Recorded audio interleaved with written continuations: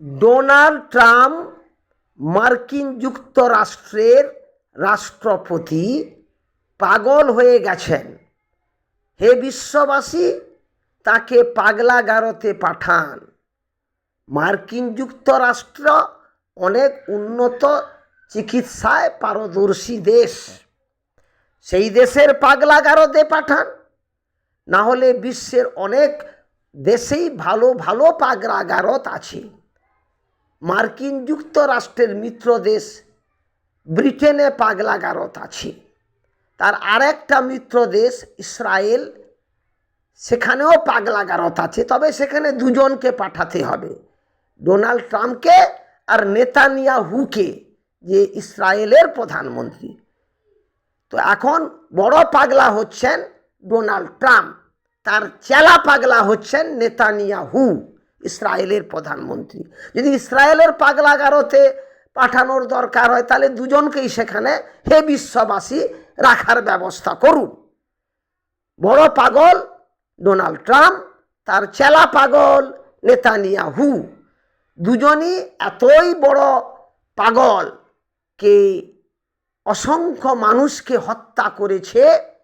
বিশ্ববাসী তার প্রতিবাদ করেছে, বিশ্ববাসী এখনো প্রতিবাদ করছে।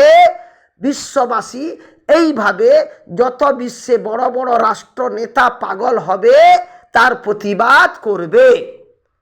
তাই আমি অনুরোধ করি, হে বিশ্ববাসী, যদি সম্ভব হয় আমেরিকায় ডোনাল্ড ট্রাম্পের চিকিৎসা করুন, না হলে ব্রিটেনে চিকিৎসা করুন, না হলে ইসরায়েলে চিকিৎসা করুন। সেখানে দুজনেরই চিকিৎসা হবে, ডোনাল্ড ট্রাম্পের চিকিৎসা হবে আর নেতানিয়াহুর চিকিৎসা হবে। তারা বদ্ধ পাগল, তারা অস্ত্র পাগল, তারা মানুষের হত্যাকারী পাগল, নিরীহ লোকদের, নিরস্ত্র লোকদের হত্যাকারী পাগল। বড় পাগল ডোনাল্ড ট্রাম্প, চেলা পাগল নেতানিয়াহু।